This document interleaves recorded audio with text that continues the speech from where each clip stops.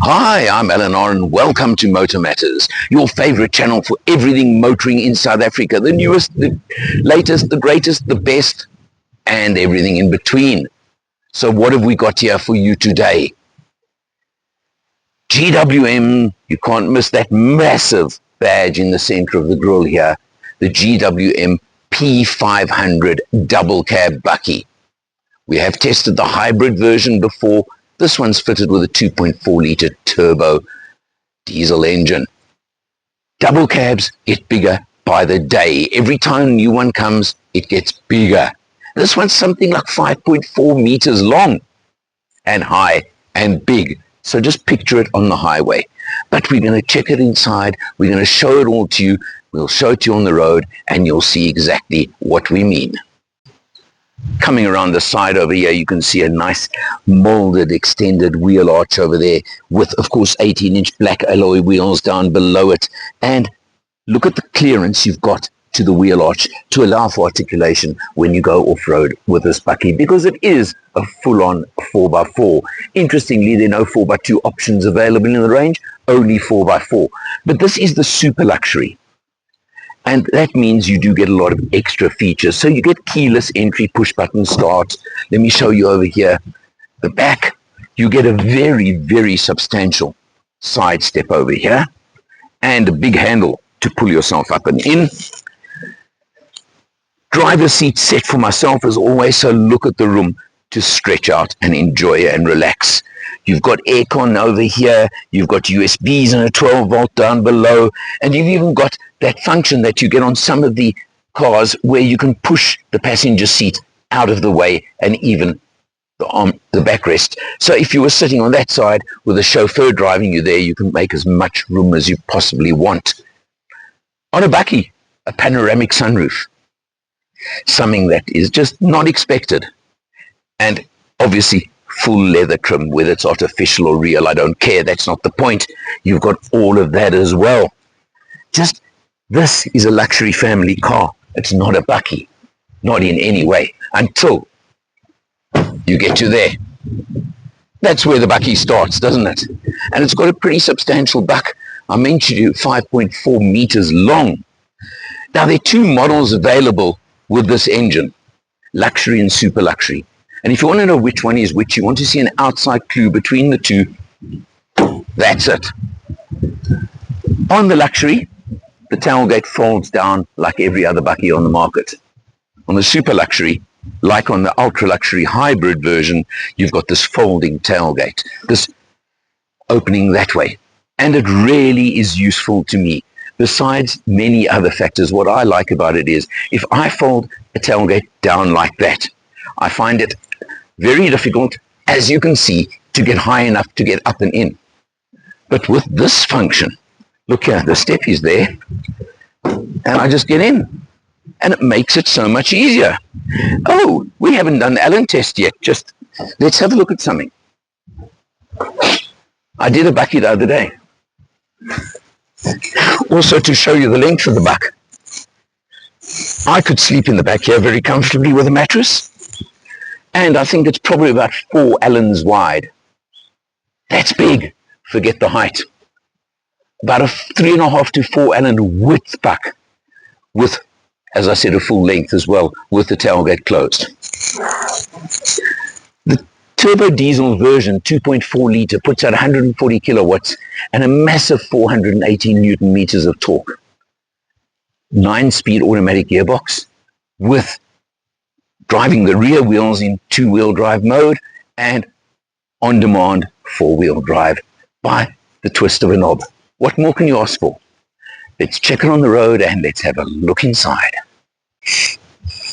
On the road, the P500 is definitely at the same level or the closest I've experienced yet to the leader in pure ride comfort, obviously the Ford Ranger. They have got the suspension and the chassis sorted.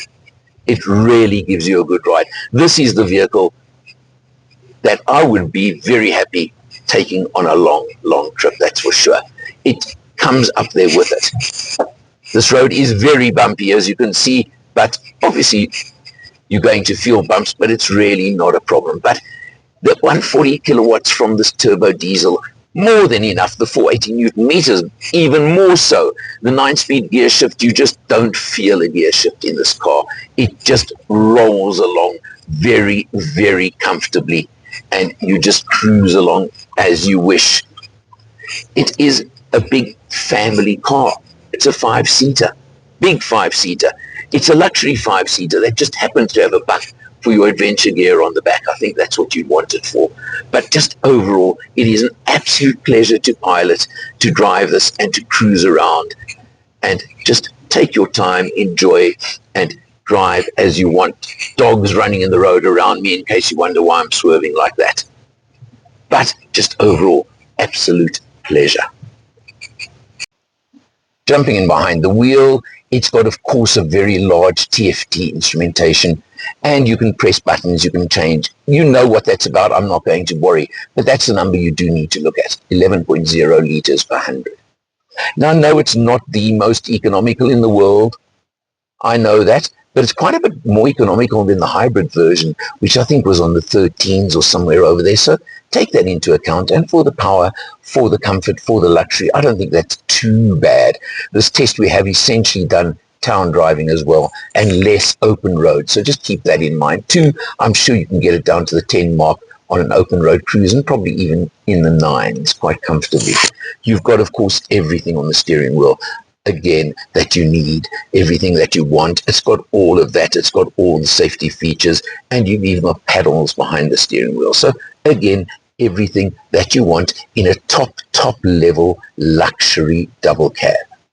Coming to the infotainment screen, which is something crazy like a 15-inch, I think it is. It's got absolutely everything. What would you expect? Anything less? So let's start with the cameras. You've got your reverse camera. You've got your overhead camera over there. You've got your clear chassis. Can you see how you can see over there underneath it? You've got your smart view. You've got 2D view. Look at that. You've got wheel view.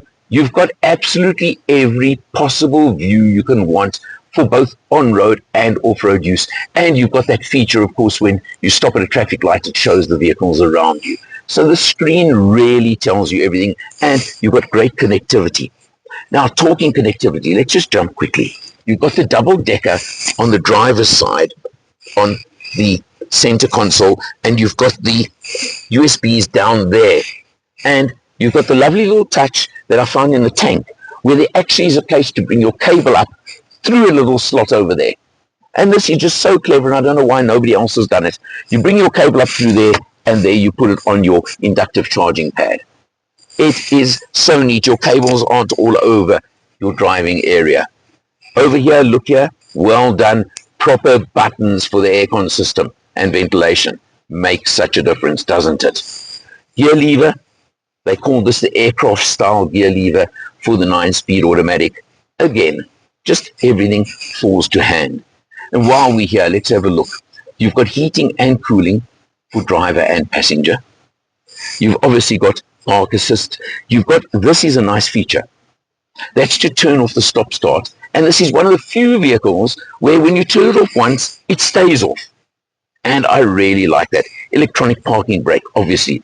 Now, this knob is the business. And now let's go back to the entertainment screen, because look here when I turn the knob. You just give it a little turn. Eco mode, 4-high mode, normal mode, sport mode. Are you seeing? Now, you're going to ask me, where's 4-low? Well, come back down here. Because 4-low is simply the press of that button. And you've got front and rear diff locks over there as well. So believe me, you can go off-road in this. It will do it. Whether you want to or not, I'm not going to discuss. You can. Nice massive armrest, 2 big cup holders there. I keep saying, this is a luxury car. That's what it is. It really works. Big area here, storage area, all these things.